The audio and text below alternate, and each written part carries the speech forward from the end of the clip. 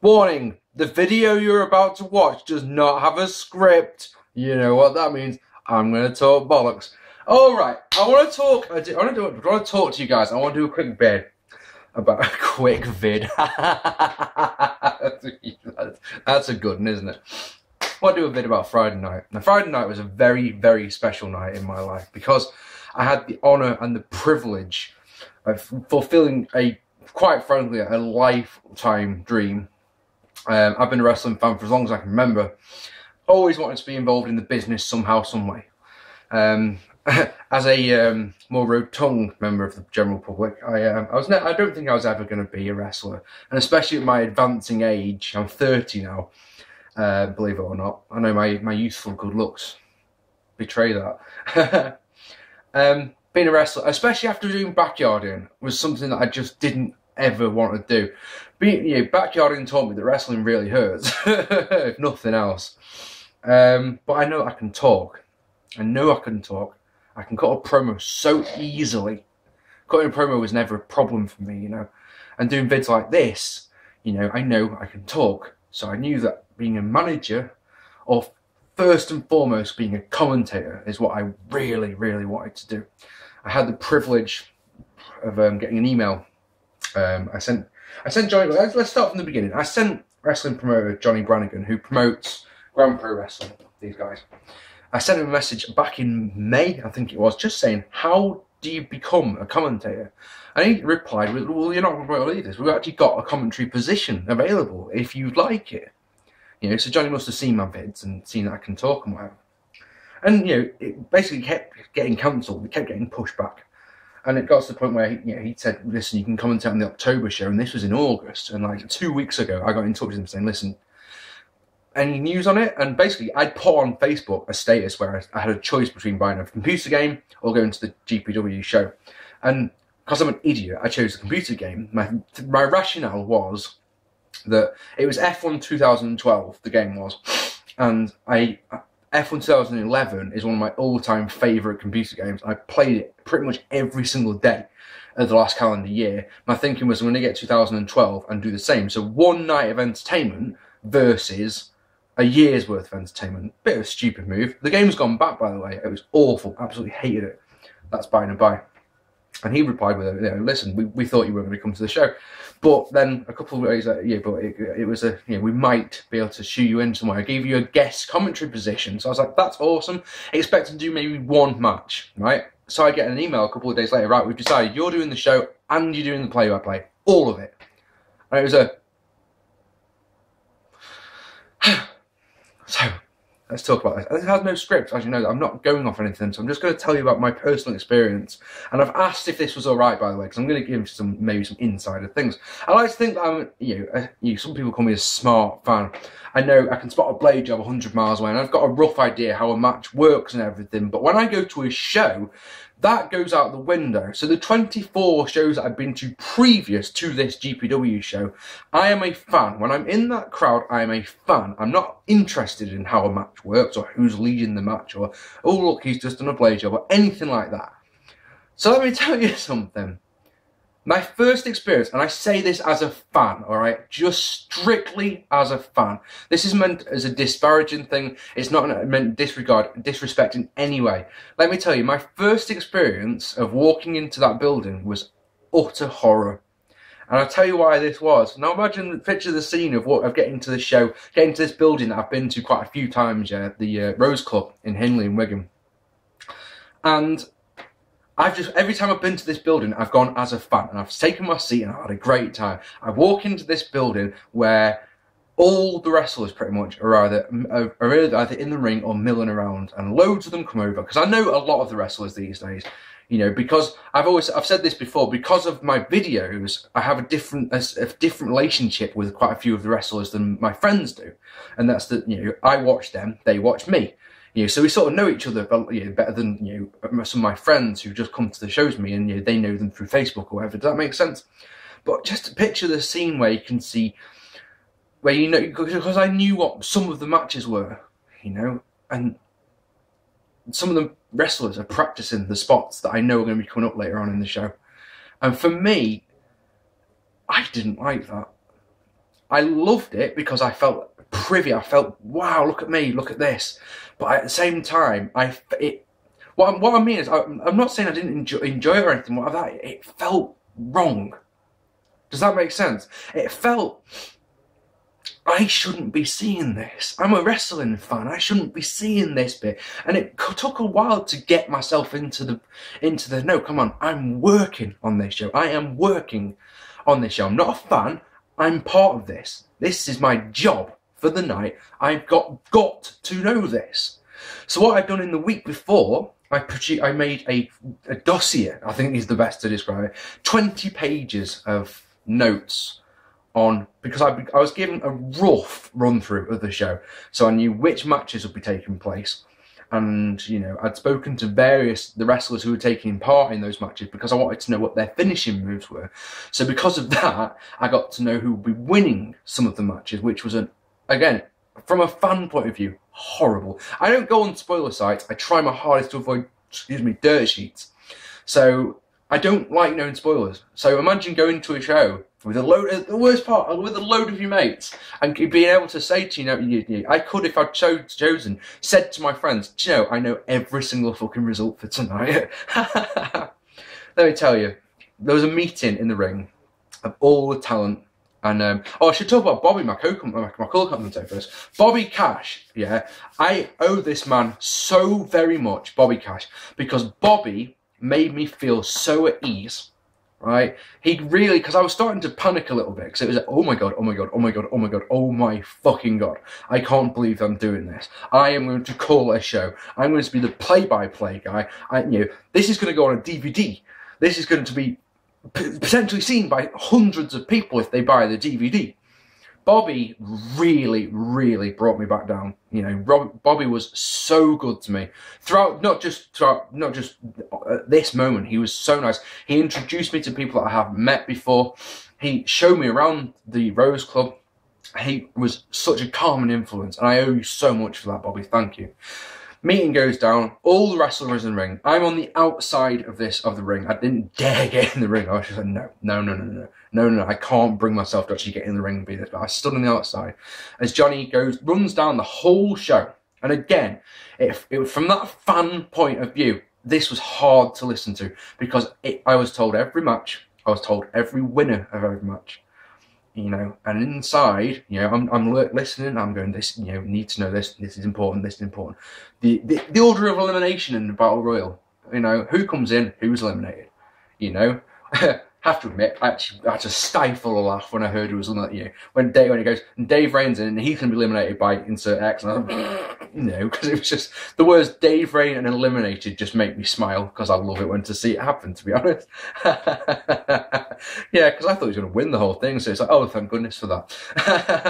But yeah, from a fan's point of view, shouldn't be listening to this. But yeah, we then go up, we go and do a mic check, and you know, make sure the sound levels are all right, and then the doors open. So I'm sat there, sort of milling around, you know, and people coming up to me, you know, wrestlers coming up to me, you know, how are you feeling, you know, because this was, you know, sorry, before the doors open, you know, wrestlers coming up, wrestlers that I know, wrestlers that I respect and admire, coming up to me, you know, good luck for tonight, and it's like, oh, thank you, man, I'm sure I'll be all right. And, you know, we do a mic check, the doors open, I mill around with loads of people, because I know loads of people who come to these shows. And then all of a sudden, something that I've had a week to prepare for has gone like that, and it's go time. It's 25 past 7. It's time to do this. And it's like, right, there's no turning back, no backing out of this. Go for a piss, and it's go time. You know, Chris Egan comes out, he does the ring introductions, and we go. And instantly, I do classic Mark P. And you know what I go and do? I go and talk so fast. And I feel like I've got an A4 page of notes on LA Austin versus CJ Banks. And I feel I've got to talk. I've got to tell you about all of them. You must hear everything I've got to say about this. And I'm talking so fast because I think it's a combination of, I want you to hear all my information, and I'm nervous and I'm excited, and you need to hear what I've got to say, sort of thing. And after a while, I sort of noticed that Bobby hasn't said anything, and I turn around and Bobby's just like, slow the fuck down. And it's like, oh, of course. And then from there, I slowed it down, and me and Bobby, we clicked. straight away. Bobby, basically, his job, of course, as the heel colour commentator, is to just disagree with every single thing that I say. So if I tell the world how great Ellie Austin is, his job is to tell the world how great CJ Banks is as the heel, you know? And we started bouncing off each other brilliantly. And after the first match, I noticed that we both stood up, which I didn't even realise I'd done, you know, and we're both proper excited and talking about it. And then one of the great things about this show, one of the great things about the Friday Night Thriller is that half the stuff that happened on this show I didn't know about. So I remember I just said that I knew what was coming, yeah, but on my run sheet, they weren't there. So for example, when they said the Blackpool Bonds have got to do an announcement, on my sheet it said Blackpool Bonds announcement. And I had some information about the Blackpool Bonds. I didn't know what was going to happen at that point, you know. So I heard a rough outline of their announcement, but of course I didn't know what they were going to say. I knew what was going to happen after they'd said what they had to say. So I had to react, and every reaction, of course, because of that, was genuine, which I really loved. In a heartbeat, the first half had gone. I go outside, I'm sweating buckets by this point because I'm so excited just to get some fresh air, and loads of people are coming up, how's it going, how's it going? It's like, yeah, it's going good, it's going good. And the next thing you know, off we go again. And we do a battle royal, which lasted at least 15 minutes, and it was that was the hardest part for me. Calling the battle royale was really, really difficult because there's so much going on. But what you're thinking to yourself in the back of your mind is it doesn't matter what's going on. What you've got to do is, out of the corner of your eye, you've got to watch the two cameramen. Because you know that there's a hard camera in the ring, yeah, but you've got to constantly watch where the two outside cameras are, because if there's something going on in the bottom right hand corner, for example, but the two cameramen are over the other side of the ring, they can't see what you're talking about. So you have to talk about what the cameras can see, not what you can see, and that, ladies and gentlemen, is freaking hard. Let me tell you something. There's so much going on, and me and Bobby are starting to bicker about who we think is going to win, which was fucking brilliant. And, you know, because he chose 3 people, I chose 1. So, you know, of course, when I did my predictions vid, I said that 1 of 2 people were going to win. 1 was a face, 1 was a heel. But, of course, as a face play-by-play, I can't talk about that, you know? And then, on my notes, it says, Martin Kirby, cyanide contract signing, yeah? And that's all I know. And I legitimately know that it's going to turn into a brawl, but I don't know what the match is going to be. I don't know what our main event is going to be. When the main event turns out and it's Martin Kirby defending the championship against Joey Hayes, 2 of my favourite workers, where if you ever, you know, a lot of people have told me, a lot of you have sent me messages saying that you will buy the DVD just because I did the commentary. That, ladies and gentlemen, is very, very flattering, and I really hope I did you justice. To those people who have said that, I'm going to hold you to that because I want you to hear me. I won't watch my videos. I hate the sound of my voice, but I can't wait to hear my commentary. I really genuinely can't. But this match, when you watch that match, every drop of emotion that you hear is real, because I have no idea who's going to win. I have no idea about how the match is going to go whatsoever. I have literally no idea. And so like I say, every emotion is fully real from both of us, not just from me, from both me and Bobby.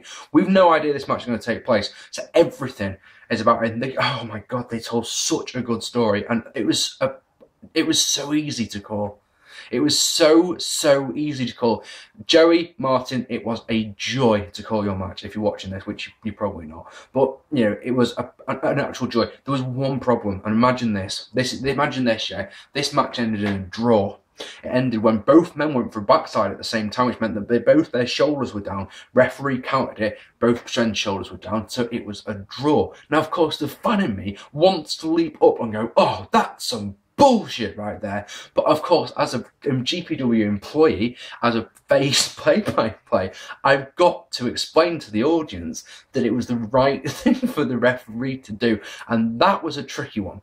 That was a legitimately hard one, but of course, yeah, it made sense. Both men's shoulders were down. What else can the referee do other than restart the match? But that's not a good idea, especially now when you can. The wonderful thing about the cold light of day, when 3 days later, they announced that in the next show, it's going to be the rematch between Martin Kirby and Joey Hayes. You know, it all makes sense. It's probably the only thing that I would have liked to include in on is that, you know, I wish I'd been told this match is going to end in a draw, because then I could have been just that little bit more prepared.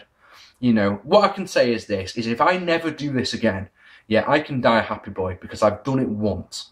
My commentary is on YouTube, on Great Bear wrestling videos, on the IWF. Hell, I used to do the backyard in Sir Arthur Hayes, didn't I? But there is in a month's time, there will be a real DVD with my commentary on it. And my heart swells when I think about the pride that I have in that. It's what's even better is that I know that I'm coming back, because the next show I'm going to be working as the colour commentator. That's freaking incredible. And then at the December show, I'm going to be doing play-by-play again, which is just fantastic. And I feel like almost like I can be part of the family now. You know, I'm in. I've got my foot in the door, because I want to do that. I mean, I'd like to do this for a living. I don't think that's ever going to happen, but I'd like to. And I still maintain that I'd like to be a manager. Would love to do that. I'd love to be trained to be a manager, to be a heel manager. I found this at Future Shock this weekend, when Chris Egan is out, when Melanie Price is out, when Alan Tasker is out, I find myself watching them sometimes more than I find myself watching the match, because I sit there just so envious, going, I want to do what you do. I love what you do. All three of you, if you're watching, whose work I've just mentioned, I love all three of you so much, because you're so good at it. You're so good at making people hate you. And that's what I want to do. I want to make people hate me. You know, so much, you know, and I want to be paired up with a wrestler who's not very good or not very confident on the mic, because I am confident on the mic. Look at me doing what I'm doing now. Doing what I'm doing now in front of an audience is something I'd love to do. I've rambled for way too long. Johnny Brannigan, thank you so much for the chance. Thank you so much. So all the GPW roster, all the cameramen, all the merchandise people, everyone, thank you for making me feel so fucking welcome. To El Ligero, I'm so sorry that you're the only man on the roster whose hand I didn't shake. And I felt awful for that. I felt so very bad. Backstage etiquette, for if you don't know, I was told expressly, shake everyone's hand. Doesn't matter who they are. If you don't know them, introduce yourself. I'm Mark. I'm working commentary tonight. I did it with everyone apart from one of the biggest stars, and I felt like a prick for doing that. I sent him a message that night. He doesn't watch my vids. I sent him a message that night apologising, and he was like, it's cool, man, but I felt awful. Yeah, thank you so much. Thank you so much. If you said that you're going to buy that DVD, yeah, please do it. I will make a vid the day the DVD comes out saying, look, here's the DVD, there's a link, go and buy it, you know. I just thought you might like this little insight as to, you know, what happened on the night and how I felt about it. And I hope you enjoyed it. I've been Mark P. My next vid will be a 10 years ago episode, I hope. I'm halfway through No Mercy 2002. Thank you very much to, the 50 of you who have subscribed this week from the old channel. That means a lot. I've been Mark P. Thank you very much for watching. Take it easy, guys. This is why I should have a script, you see, because I ramble even more than normal. You know? Take it easy.